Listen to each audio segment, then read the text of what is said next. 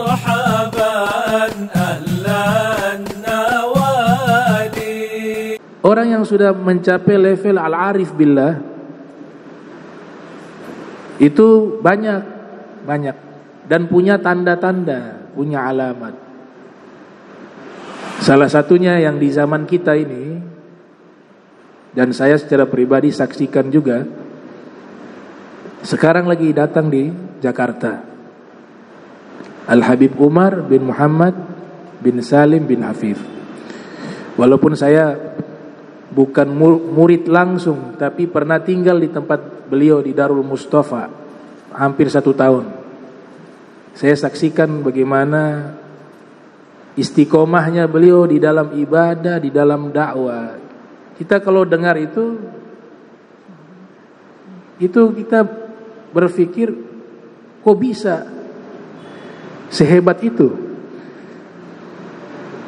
Itu beliau tidak pernah istirahat.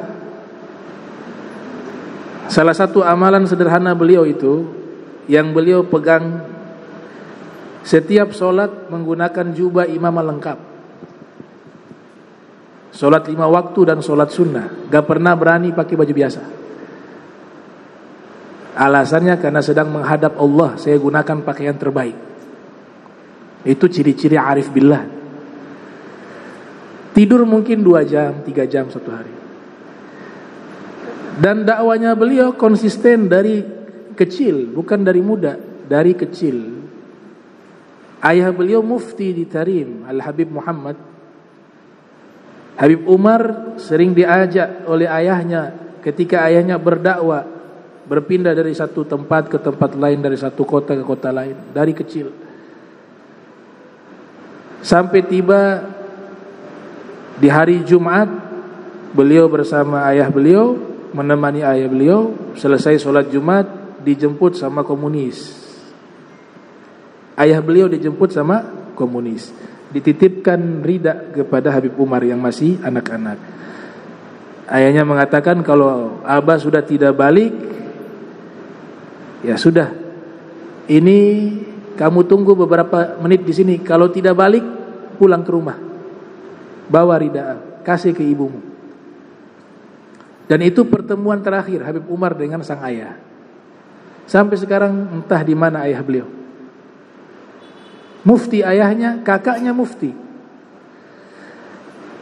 1 tahun, hampir 1 tahun 9 bulan. Kami saksikan bagaimana beliau itu menjaga waktu. Tidak ada waktu yang terbuang sia-sia sedetik pun. Bukan menit, sedetik pun. Sedetik pun. Ngajar qobla subuh, ba'da subuh. Qobla subuh wirid, tahajud wirid. Ba'da subuh ngajar daras fajar. Kemudian acara malam itu bisa 3-4 tempat. Pulang bisa jam 1, bisa jam 2. Tapi istiqomahnya tetap jam 3 itu beliau sudah melaksanakan sholat tahajud dengan pakaian lengkap. Dan itu bukan baru-baru ini, dari muda, dari usia muda. Bahkan ketika melakukan dakwah dengan jarak yang jauh, lintas negara, di atas pesawat itu baca kitab, baca maulid, baca wirid. Kalau beliau sudah kecapean, murid disuruh baca, beliau dengarin. Sampai beliau tertidur sesaat, bangun lagi. Selesai bangun, beliau lanjut lagi baca. Sampai di tempat tujuan di satu negara, turun gak pakai istirahat 1 hari, 2-3 jam lanjut lagi ngajar. Sorenya, malamnya, subuhnya, begitu terus. Begitu terus. Seperti ini yang di Jakarta nih.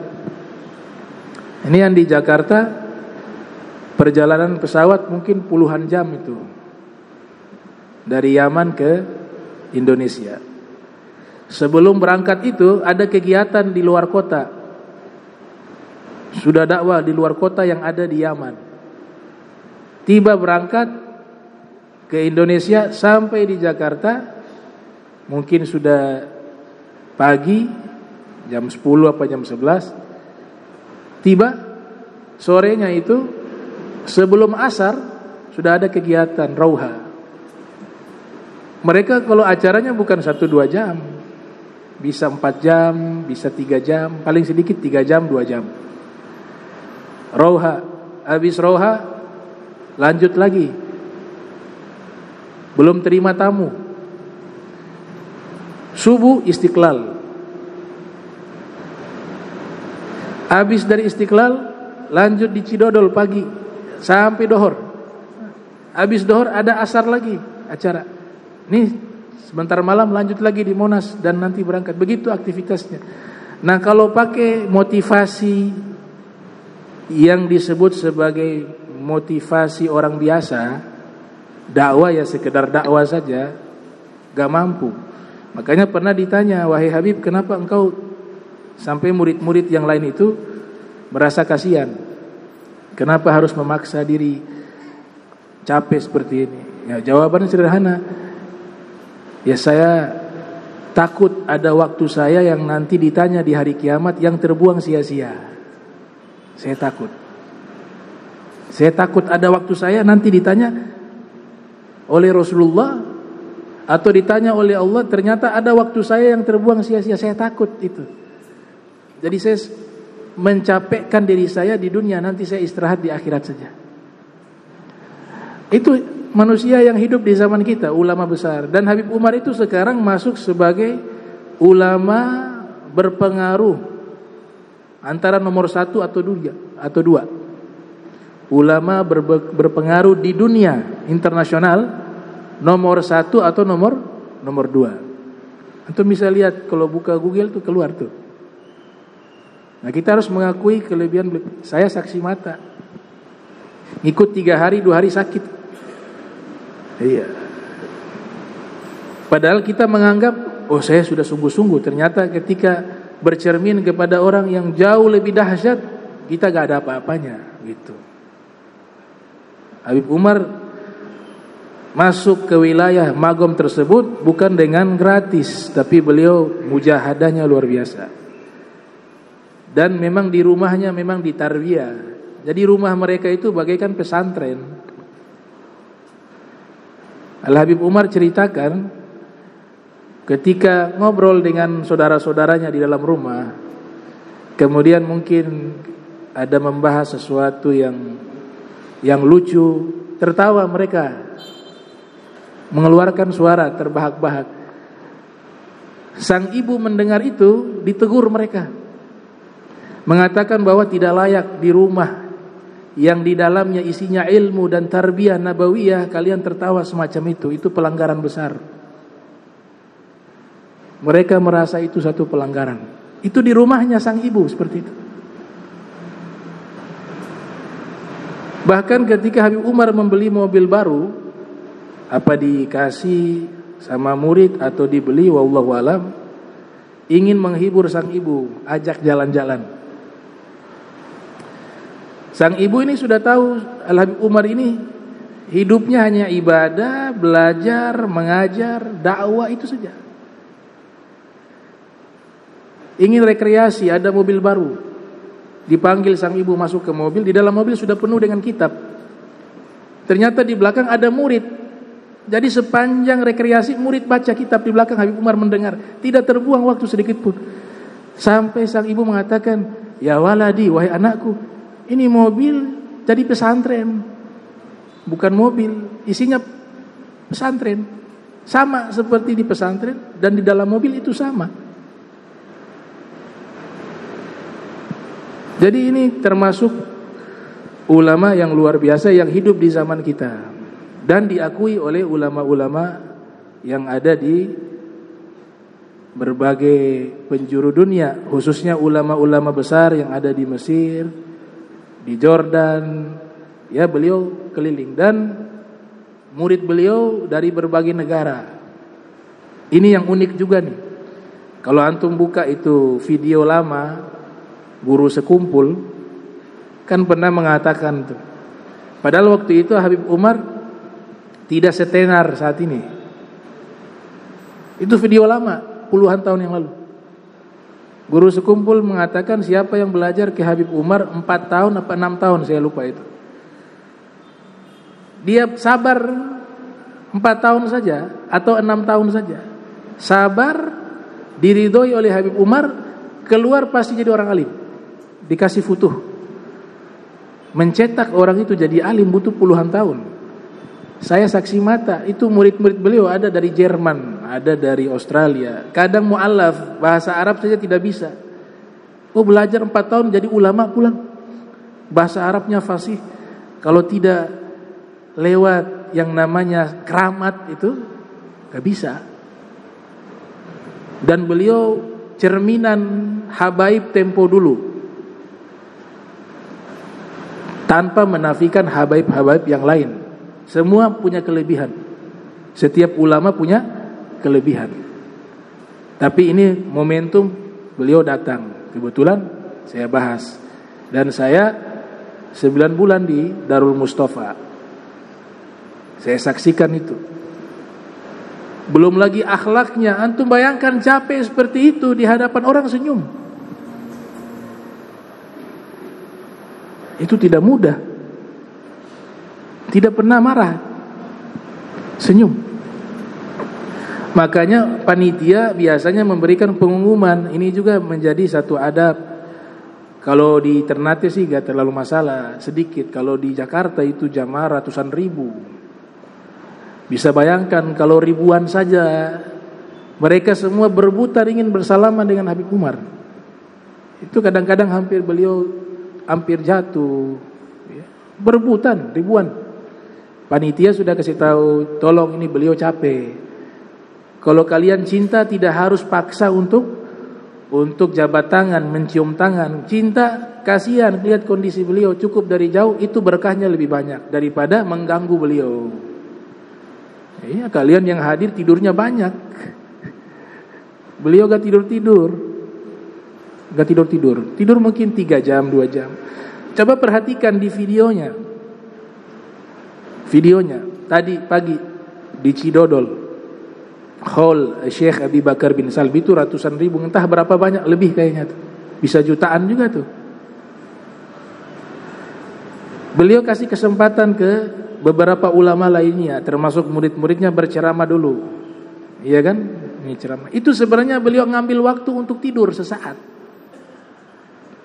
Waktu tidur beliau itu. Karena kalau malam di rumah tahajud, qiyamul lail.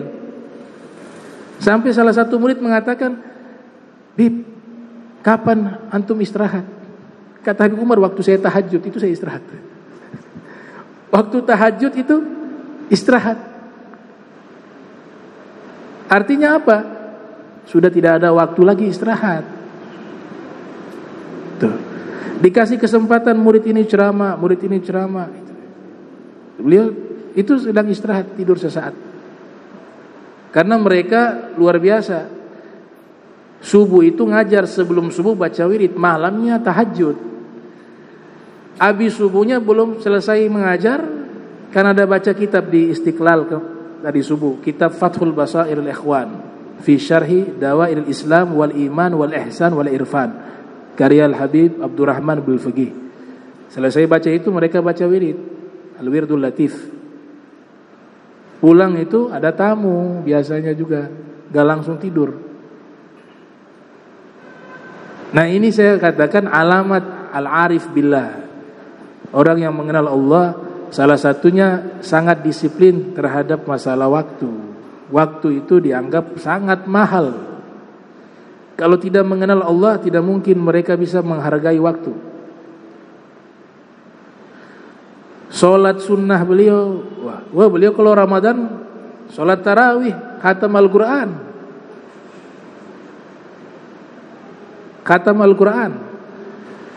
23 rakaat, pindah ke masjid satu sampai dekat sahur.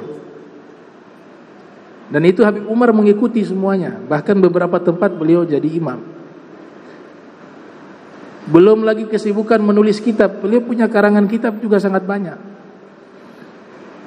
Yang saya bingung bagaimana waktunya dengan keluarga. pasti istrinya hebat nih. Pasti istrinya hebat. Dan istrinya juga termasuk ulama-ulama yang pakar, yang alimah. Dakwah beliau ke berbagai negara, sampai ke Spanyol, sampai ke Inggris, sampai ke Kanada. Salah satu dianggap sebagai murid yang juga bertalaki kepada Habib Umar, ada salah satu murid beliau di Kanada. Kalau kita pernah lihat video di saat Muhammad Ali wafat, salah satu yang menjadi imam yang menyolatkan itu muridnya Habib Umar, orang Kanada. Dia tertarik dengan Tariqah Ali Ba'alwi, pakai imamah, pakai jubah, orang Kanada, bukan orang Arab. Bahasa Arabnya lancar, bahasa Inggrisnya lancar. Bangun universitas di Kanada pakai tarekat Ali Ba'alwi, baca wirid, baca ratib. Itu. Dan Habib Umar punya kakek Habib Salim pernah atau mungkin wafat di itu Bondowoso. Kakek beliau, ayah beliau Habib Muhammad sebagai mufti di kota Tarim, itu sebelum wafat sempat mengunjungi salah satu ulama India, Syekh Zakaria Al-Kandahlawi dan Syekh Yusuf Al-Kandahlawi. Ada riwayat mengatakan bahwa kitab Hayatus Sahabah itu yang ditulis oleh Syekh Yusuf Al-Kandahlawi, nah itu daftar isinya itu yang menyusunnya adalah Habib Muhammad, ayah daripada Habib Umar. Karena waktu datang ke India, beliau ingin mendapatkan kehormatan daripada Habib Muhammad terhadap kitab beliau yang beliau baru tulis itu, untuk ada andil di dalam tabarukan. Hanya daftar isinya itu andilnya dari Habib Muhammad. Dan ini alhamdulillah kita hidup di zaman salah satu ulama yang memang sudah diprediksi jauh-jauh hari oleh ulama-ulama terdahulu yang hidup di masa kita. Di antaranya adalah Profesor Dr. Said Muhammad bin Alwi Al-Maliki, guru daripada Dr. Abu Yal Habib Abu Bakar bin Hasan Al-Attas Az-Zabidi. Ya, siapa tidak kenal beliau? Said Muhammad bin Alwi Al-Maliki. Saya lihat video lama itu, video lama tahun 93 pas 94. Ya, Habib Umar pertama datang ke Indonesia tahun 94. Itu di ceramahnya Abu Yasid Maliki, saya lupa ya tahun berapa, pokoknya videonya sudah lama lah. Habib Umar masih muda, masih kurus. Said Maliki ceramah, di sampingnya ada Habib Umar menggunakan bahasa Arab. Yang terjemahannya itu Said Maliki mengatakan kalimat bahwa kurang lebih ya, yang bisa saya tangkap dari ceramahnya Said Maliki, beliau mengatakan bahwa kita sudah tidak khawatir lagi kalau meninggal dunia, bahwa nanti saudara saya nih Habib Umar kelak nanti muridnya tersebar di berbagai belahan dunia dan dia akan meneruskan salafnya. Jadi saya sudah lega. Itu kalimat Habib Umar masih muda. Dan apa yang disampaikan oleh Abu Ya Said Muhammad bin Alwi Al-Maliki itu benar-benar terwujud. Murid beliau banyak dari Eropa, Australia, Afrika, Indonesia paling banyak. Kita kenal tokoh-tokoh ulama nasional ya. Salah satunya Habib Munzir Al-Musawa. Dulu masih di Jakarta, termasuk rutin mengikuti majelis beliau. Habib Munzir Al-Musawa, murid dari Habib Umar. Yang terkenal secara internasional Al-Habib Ali Zainal Abidin Al-Jufri, murid dari Habib Umar. Al-Habib Jindan bin Naufil bin Salim bin Ahmad bin Jindan, Wahabib Ahmad, guru kami, juga murid dari Habib Umar. Dan masih banyak, gak terhitung kalau di Indonesia, banyak sekali. Banyak. Termasuk saya dapat barokah daripada Habib Umar. Karena 9 bulan tabarukan juga di tempat tersebut, tempat beliau. Nah, beliau punya murid-murid lainnya, ada yang sudah profesor doktor dan mengarang kitab. Dan metode dakwanya kita ketahui sama semua, lemah lembut dengan akhlak. Makanya kalau ada muridnya Habib Umar sombong, itu kayaknya salah guru dia, bukan Habib Umar, gak mungkin. Wah, gurunya luar biasa akhlaknya. Habib Umar itu tawadhu, mutawadhi, sangat rendah hati. Bahkan pernah diceritakan dulu ada ulama di Yaman sangat benci kepada Habib Umar. Ya biasa. Ya, semua orang tuh ada pencinta. Kalau ada pencinta pasti ada pembenci. Kita gak bisa harus memerintahkan orang semua harus cinta kita, gak bisa. Memang hukumnya seperti itu. Kalau memang ada manusia yang berhak dicintai oleh seluruh manusia, maka yang paling layak adalah Nabi Muhammad. Karena tidak ada kekurangan. Tapi kita lihat musuhnya Rasul banyak. Makanya Imam Syafi'i waktu tiba di Mesir, banyak yang iri hati ke Imam Syafi'i, banyak yang tidak senang kepada Imam Syafi'i. Tidak semua, tapi banyak. Ada yang lapor ke Imam Syafi'i, wahai Imam, ada fulan begini. Ada yang tidak senang sama Imam Syafi'i. Santai saja, mereka fitnah engkau begini. Kata Imam Syafi'i, Allah tidak selamat dari lisan manusia. Allah dibilang punya anak, punya istri. Nabi Muhammad yang sudah baiknya luar biasa dibilang tukang sihir, dibilang dukun. Tidak selamat juga dari lidah manusia. Apalagi hanya seorang Muhammad bin Idris. Apalagi saya Muhammad bin Idris.